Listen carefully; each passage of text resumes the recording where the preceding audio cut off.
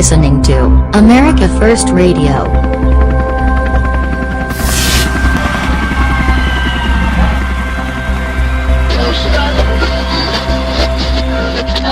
Here is your host, Paul Adams.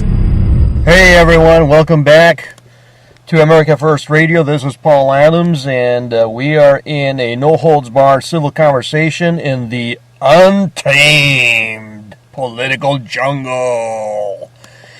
And have we got a show here for you today? Oh my gosh, it's just packed. And the theme of the episode is Operation Eagle. You know, I feel kind of confident this is going to go down as a historic inauguration. Don't you feel the same way? I mean, the left is planning the largest protest in American history, for one. And this particular episode, I have put so much thought into it. By the way, it is kind of scripted, okay, because I got to have my ideas here in writing. I can't just wing it, fly off the seat of my pants. I need to know what I'm going to be talking about, right? And I've been honored to be part of this movement to take America back. Okay, this is the second American Revolution, and I've saved the best till last year in this episode. You can also view all my memes. There's over 300 of them that I created during the primaries. You can go to @zip90210.club. And then you can also get your free copy of my booklet, Millennial America, Reinventing Democracy, by going to myamerica.win. And for those who are into news and want some real sources in real time, you can go to my new site, which is TrumpExpress.com. Okay, now the way you spell Trump Express is Trump-X-Press.com. And you may think it has all to do with Donald Trump, but no, there's a double meaning there. You know, being a Christian, I want to incorporate the idea of an angel, sounding a trump. So anyway, today I'm podcasting from Santa Monica Beach. I'm in my car. I'm using my MacBook and a headset with a mic, which I found on the beach. It's very low tech, and when you get to the news side, you'll also see a button there for donations. Feel free to donate. I'm doing this full time. Every little bit helps. So we've got some really humongous fish to fry here today, and I'm going to focus on the inauguration in a minute, but first let's look at what happened in Eastern Europe while we were asleep. Ukrainian tanks have been lining up for an offensive against Donbass in the southeastern Ukraine, just to further poke the bear, provoke Russia. And the globalists are going for broke, it looks like. Now, I don't know if you realize what this inauguration really represents here. Do you have any idea what's going to be going down on Friday?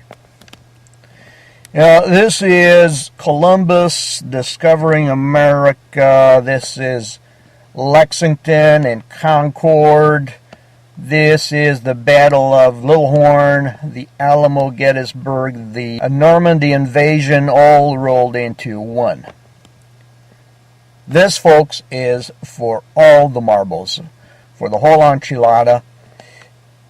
After Friday, we are either a free nation and the rest of the world is free, or we fall under globalists. Anything can happen between now and then. They could have a false flag like a EMP and blame it on Russia. They could do a nuclear strike. They could do anything to disrupt the inauguration. So Friday is D-Day. Now here's the lowdown for the inauguration, okay? Who's going to be there? Well, they're saying that anywhere between 800 to 1,000 buses will be rolling into D.C. with paid protesters. And my question is, on whose dime? Now, my guess It's probably Soros. He picked up the tab. A little bit more about Soros later on here. Here's who has announced that is going to be there. The Not My President group is going to be there. The Women's March on Washington is going to be there. The Black Lives Matter, of course, is going to be there. The Communist Party, led by Carl Dix, is going to be there. Refuse Fascism will be there, led by Bill Ayers, the guy who blew up police stations.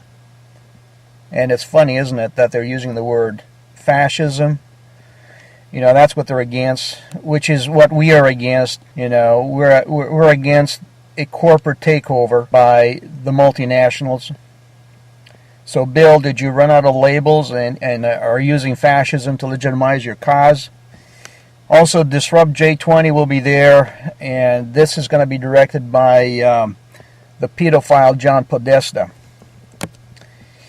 And over 100 other groups are going to be there, small and large. Many of these groups are openly advertising to pay anywhere from $200 a day to $1,400 a day. You cause some damage. These are anarchists, okay? They're not Americans. We don't even know if they're even citizens. They're probably ISIS collaborators. Who knows who they are? Illegals. They don't know God. They don't know freedom. They don't know nothing. All they want is a free ride, free lunch. Some of them have been promised $2,500 a month retainers. So the buses are coming in. You figure 58 people per bus. That's 58,000, let's say, times $200 per day. That's 11,600,000. That's not including transportation. And some reports on Facebook say that 100,000, 200,000 people have committed to attend a protest. So 200,000 people, let's say. It'll cost Soros upwards of $46 million. And my question is, will he pay for their hospital bills? Because I have a feeling, I have a nagging feeling, just maybe a lot of them are going to end up with their skulls cracked. Now, that's just the groups that have announced are going to be there.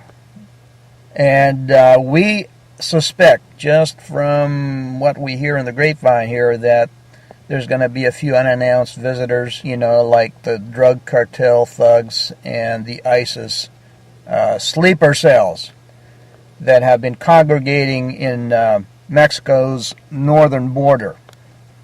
Now, we also learned that Obama just relieved the commander of the National Guard, and that's effective 12:01 p.m., January 20th. That's a minute after Donald Trump gets sworn in. You heard that right. Major General Errol Schwartz is to be relieved of his duties a minute after the swearing-in ceremony. Question is, who's going to take over? No clue. Is this a good thing or a bad thing? Well, we do have the commander-in-chief. I suppose President Trump can take over. He can command the National Guard. At first, it sounded like a Baltimore police stand-down. Something smelled rotten in Denmark. But Errol Schwartz said that he was not told why he was asked to step down.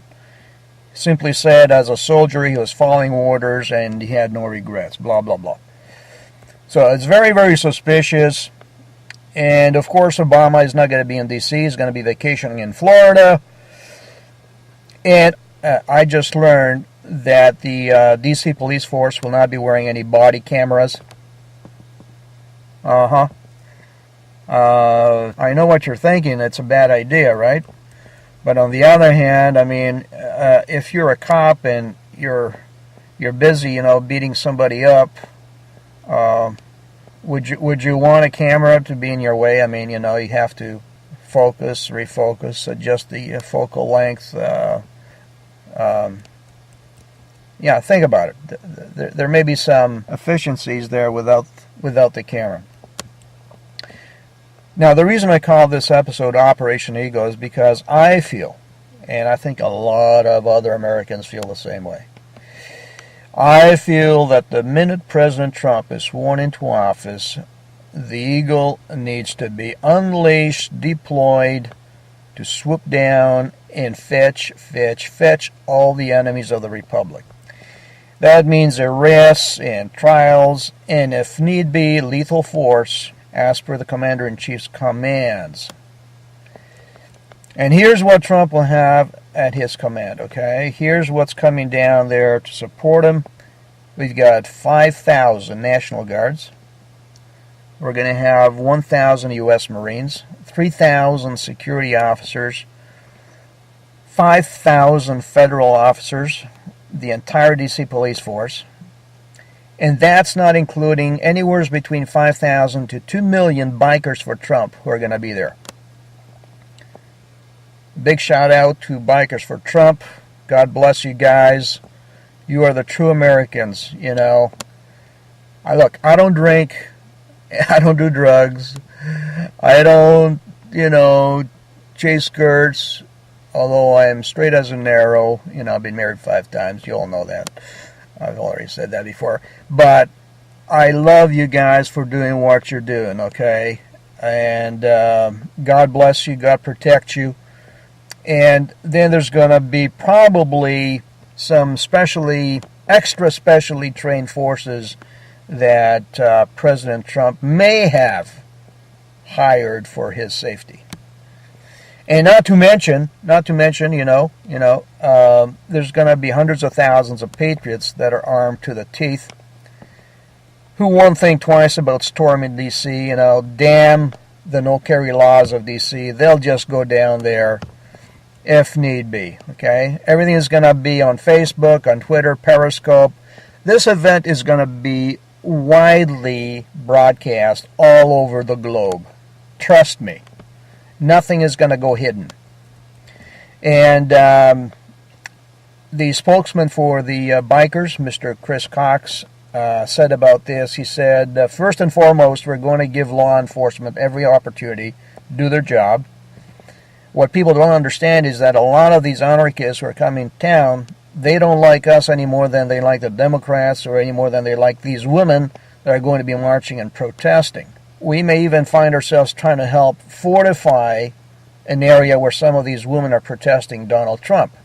So that should be very interesting, Chris. I hope everything works out. Nobody gets hurt, especially not the woman. Okay? And somebody else is going to be down there big time. God is going to be down there. He's going to have a big role to play that day. Don't forget, don't you ever, ever, ever forget, you scumbag communists, that we are a nation under God. Okay? Let that sink in deep, deep into your psyche. All right? For those of you who haven't seen my meme, for this particular podcast, I've got a huge concourse of angels up in heaven, millions of angels looking down on earth, and they've got this huge TV screen in front of them, oval TV screen, where they're focusing in on the inauguration. Okay, this is going to go down as an epic, historic inauguration. And I heard in a Dave Hodges interview, a guest make the point that in this inauguration, God will make it very, very clear, very apparent to both sides of the conflict that He is in charge over America. Yes, the God of Abraham, Isaac, and Jacob will be there along with His troops. And we also learned recently from the Daily Sheeple, it's been reported that large weapon caches have been found stashed around D.C. in the forests and the woods. It's not something you hear about every day. Okay, this was discovered by a jogger. He just happened to be jogging by and discovered these caches of militarized weapons. We're talking AK-47s, etc. The fact that they're federalizing elections and have tried everything short of murder to prevent Trump from fulfilling his mandate should tell you something. They are scaling up and may be ready for COG, continuity of government. And that's what Alex Jones also tells us. I mean, you don't have to be a rocket scientist to figure this one out. These guys are cornered, and they'll do anything to regain power. Like I said, they may blow up D.C. They may blow it up with a tactical nuke. And that will leave the states to fend for themselves. The nation would be balkanized along regions. It would put any investigations on the Clintons and the Pizzagate monsters to rest. It would make the drug lords happy. It would certainly make Mexico happy. It'd have an open border. And of course ISIS would have an open door, and the dogs of war like McCain and Graham could start some kind of a war with Russia. They could seize power, control the military. Because if they can pull off 9/11, there's no reason why they can't do something much worse. And now we hear this from Judicial Watch. This was published back on January the 4th. I'm going to quote exactly what it says. An internal Mexican law enforcement report obtained by Judicial Watch confirms that Islamic terrorists have people along the border, principally in Tijuana, Chihuahua, Coahuila, Nuevo León, and Tamaulipas. Cartel informants tell law enforcement contacts that they are only waiting for the order and the times to carry out a simultaneous attack on the different ports of entry or cities of the United States of America. Drug cartels have a working agreement with the Islamic terrorists, according to a high-ranking Mexican police administrator who said that men from the Middle East arrive regularly into the country to train jihadists. So, America, this is your wake-up call. We need that damn wall yesterday. President Trump has the backing of the U.S. military. Okay. A Pentagon source had this to say, quote, a CIA plot to whack Trump is unlikely since the military has read them the riot act. There are no Geneva Convention for domestic enemies of the state, and military justice is going to be swift and lethal. You can take that one to the bank. And that's what I mean by Operation Eagle. And I'm very relieved to hear that President Trump has given the green light to declare George Soros a national security threat. And I hope that includes his sons and the owners of the CNN, the Clinton News Network. I would hope for a thorough purge at the earliest possible once he gets into office. Enough shenanigans. This is just my take on it. You know, they've screwed us over and over and over again. I mean, forget about stealing the nomination from Bernie. Okay? That was the least of our problems. But to have this Luciferian witch campaign with maybe 200 or 300 people attending her rallies and then claim that she won the election, I don't think so. This woman has lied to the Benghazi families. She has lied consistently about her not knowing what C stands for in the classifications. She has lied about sending or receiving emails. She says she never sent or received emails for 4 years, Secretary of State. Who believes that crap? So I would hope for a thorough purge. The very good news here from the Trump administration is that members of the alternative media and even prominent bloggers may be allowed to join the White House press corps and take part in press conferences in Washington. That blew me away. Maybe we can do press conferences over the internet. You know, we have to ramp it up to the next level. We have to use every technology available to us to streamline this nation.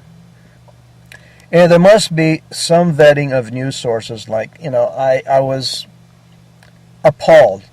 I was absolutely flabbergasted when I read in Veterans Today this article that absolutely trounced Donald Trump and his wife. I mean, talk about a hit piece. Talk about a hit piece. My gosh.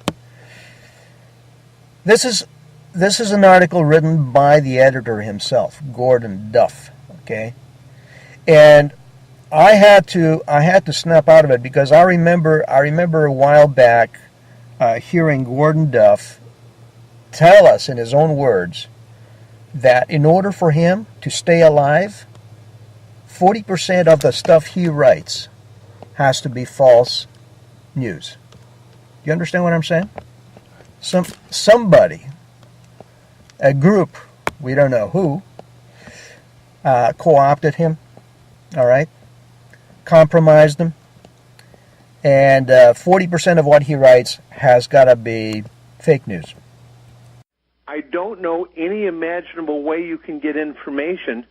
First of all, because about 30%, based on what I believe, and you know what? Who says I'm right? But according to my beliefs, and I have as good access to information as anyone in the world, probably, anyone I know of, about 30% of what's on veterans today is patently false. About 40% of what I write is at least purposely partially false, because if I didn't write false information, I wouldn't be alive. I simply have to do that. I write anything I write between the lines. So, that's pretty well self-explanatory. Another story which I think needs to be completely researched and aired out is about James Comey and his role with the Clinton Foundation. I mean, here's the context, okay? The bank HSBC back in 2012 was embroiled in a money laundering and tax evasion case. Huge case. Huge case, implicating all the top executives. And Eric Holder was the AG at the time, and the attorney responsible for the case was Mrs. Loretta Lynch. HSBC is a huge bank which actually has been funding the Clinton Foundation. And in 2012, the case was closed. HSBC got a small slap on the wrist, big fine. I think it was like $19 billion they paid, which is the equivalent of 1 month's revenues for HSBC. None of the executives went to jail. Okay? 2012. 2013, James Comey is appointed by HSBC as one of its directors.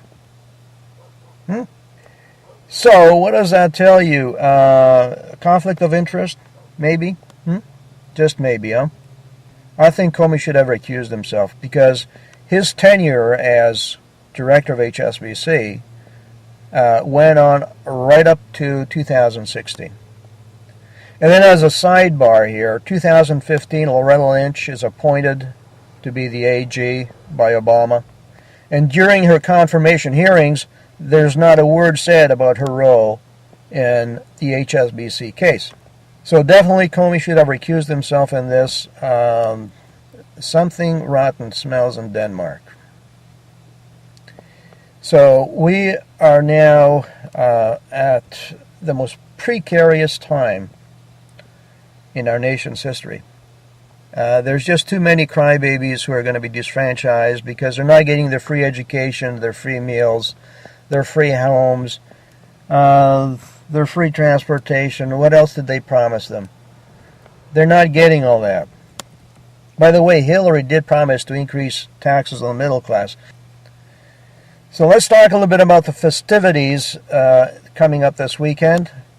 For Thursday, that's tomorrow, there's going to be a wreath-laying ceremony at the Arlington National Cemetery. There's going to be some welcome celebrations at the Lincoln Memorial, which will include local school bands and celebrity appearances by Toby Keith, Jennifer Holliday, and Three Doors Down. There's going to be a celebration at the Lincoln Memorial at 4 p.m. And there's going to be the Deplorable at 7 p.m. at the National Press Club. Then on January the 20th, the Friday, at the west front of the Capitol building, at 9:30 in the morning, we're going to have guests performing. At 11:30, the opening remarks begin.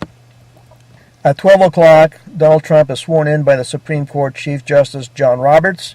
There's going to be an inaugural parade, which will take place following the swearing-in ceremony, starting from the steps of the Capitol to the White House, all the way down Pennsylvania Avenue. There are going to be 3 official inaugural balls that will take place on the 20th. 2 of them will be held at the Walter E. Washington Convention Center, and the Armed Services Ball will be held at the National Building Museum.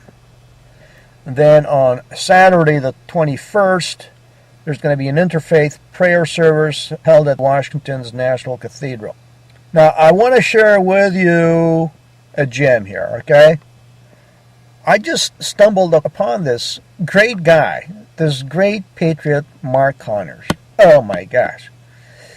He's got his own show, the Connors Reports Media Network on YouTube. You can check him out. And he is a biker, all right? He's a biker. True blue, dyed in the wool through and through. And you got to listen to him here. I mean, I've kind of spliced a few of the sound bites, and you got to listen to this. The news, though, this is awesome. Check it out, Mr. Moore. I got some news for you guys. You protesters that plan on going to Washington, D.C., I got 2 million reasons why I think you should probably rethink this. Or here, let me put it this way. Yeah, rethink it. You rethink your strategy here, because the 2 million reasons that I'm telling you is called 2 million bikers. Yeah, the news is out. That's it. You guys have threatened to disrupt the inauguration. And don't you guys know that there's now going to be 2 million bikers? By the time that thing rolls around, 2 million bikers. Don't you know that we understand how important this is? Don't you protesters understand that we know that this has to go down nice and calm and cool? We don't want to give anybody any reasons to have some big giant disruption. Let me just put it this way to you, children. When you arrive in Washington, D.C., and you see, let's just say there's not even 2 million. Let's just say there's 1 million. Have you watched the videos of the bikers that have arrived in Washington, D.C. before for way less than this? No, you haven't? You should watch. You should see how many motorcycle riders, bikers are going to come from all over this country and flood that city with their machines that you don't want to get near. You don't want to touch them. Trust me. You don't want to scratch them. You don't want to bump into them. You don't want to tip them over. You don't even want to look at them in the wrong way. You just want to look at them and go, wow, what a beautiful machine, sir. Have a great day. That's about all you're going to want to do when you get there, because you're going to realize that you are face to face with one of the biggest groups in America that support this man. There's going to be all kinds of bikers there. Good ones, bad ones, ones that you're pissing off, you're taking over their territory, you're disrupting their businesses, you're disrupting their things that they do on the show we don't want to know nothing about, right? You're doing that, dumbasses. You're going to listen to this Michael Moore guy, and you're going to walk down the road, you're going to see this big steel wall, a Trump wall of bikers. And you know what you're going to do? You're going to do just what you always do. What are we going to do? You're going to turn the fuck around and go home. So don't even waste your time. Because when you see all of these bikers and realize that you're going to have to walk between them bikers and their bikes to get to the inauguration in the first place, walk carefully. Gently. Don't touch anything. Whatever you do, don't scratch anything. Wow. Because our guys are just going to be sitting there having a good time, enjoying the weather, celebrating. We have a new president, and we're accepting it, and we like it, and we appreciate it, and we're supporting him whether you like it or not. So if you come to Washington planning on protesting Inauguration Day, make sure you say hi to all of the nice gentlemen that'll be there, basically bodyguarding the President of the United States. Let's say that you guys are stupid enough to try to pick a fight with somebody on the two wheels there. Well, I think the only people that are stupid enough to do that would be paid protesters that have already been warned. You're probably going to end up in the hospital. But here's your 10 grand. And those of you that are working off of the Craigslist ads for your $16 an hour working for Soros and all those guys that come in to disrupt this crap, you're way out of your league. Way out of your league.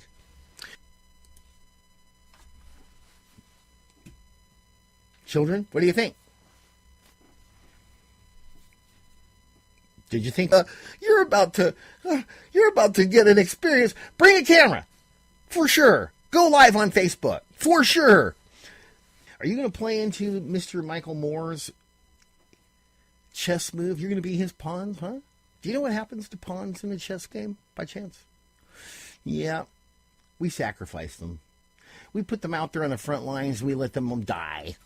That's what we do with them, man. That's what they're for. They're little, tiny little kamikazes. Gone. Yep. They do all the dirty work for the king, the queen, the bishop, the knight, the pawn. I mean, the rook back there. You know, the real people. You know, you're not real people to them. You see, they use you. They pay you. They get you all worked up. They make you think. They make you think that you're doing the right thing, because you just listen to whatever the fuck goes in your. You're gonna go out there and destroy this huge day for America.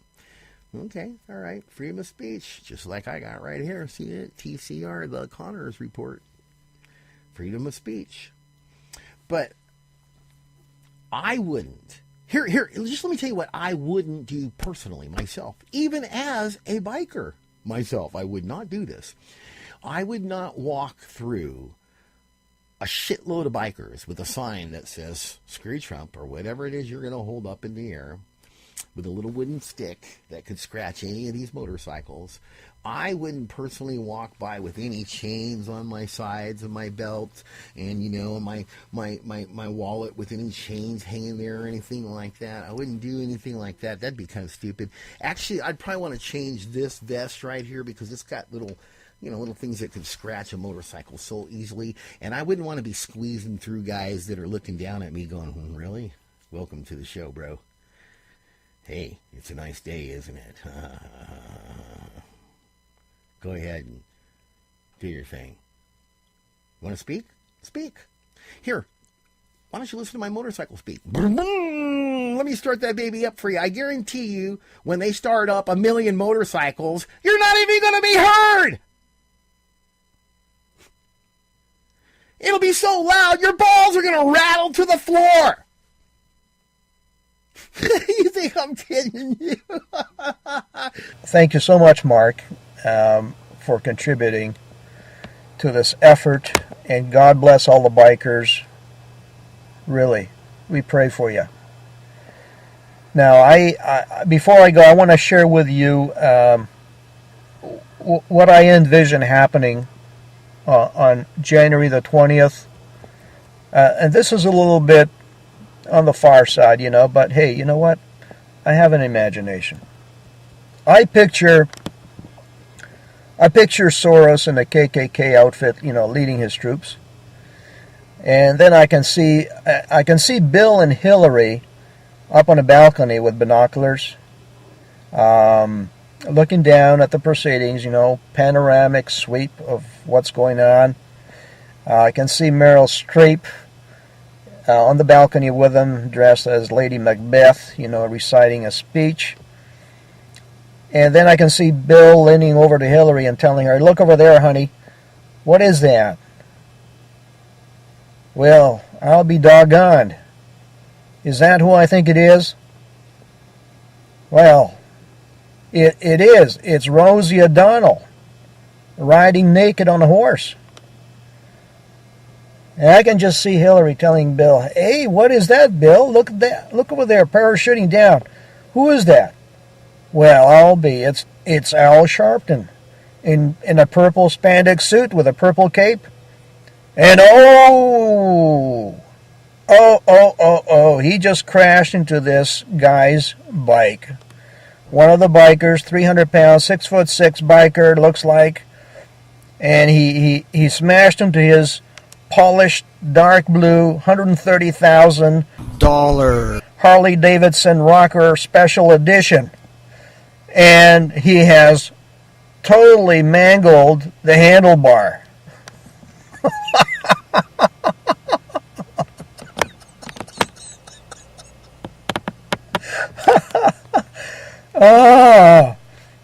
And in that dream, right after that happened,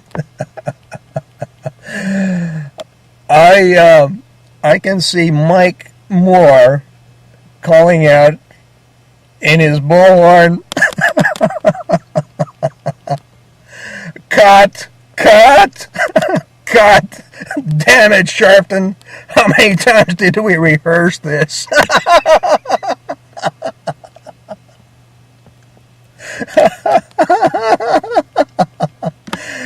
Oh, that's my dream. But it could be nastier than that. All I can say is God has a sense of humor. I'm going to leave it at this. I could go on and on and on and on. Obama is going to be in Florida. We know he has been bringing in Muslims from Qatar, like 1,000 a day.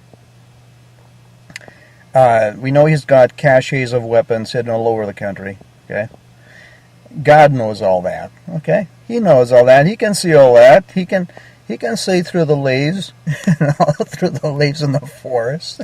He's got a huge operation. God does. Huge network, operatives everywhere. He knows a lot about software. Yeah.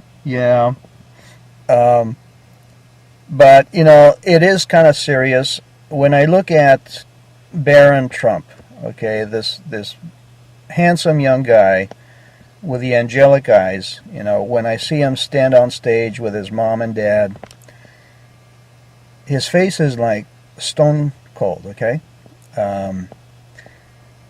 I kind of feel like he has a sense of the times we're living in. He knows how serious this could be. I'm sure his mother and his father have told him, son, we're going for all the marbles. Daddy may not make it.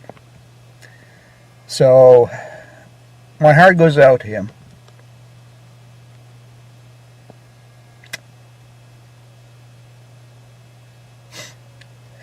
And,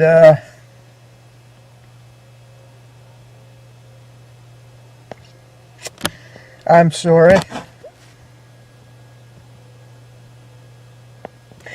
I pray for Donald Trump's family every day, twice a day. And I'm confident God is going to show his power in spades that day. We've come too far. We've come too far. And Donald Trump has been promised that no weapon is going to prosper against him. So God, please bless America. And please bless President Trump and all the bikers and the thousands of police officers and troops who are going to be there. And dear Lord, don't hesitate. Feel free to kick some ass. Godspeed, President Trump. Godspeed.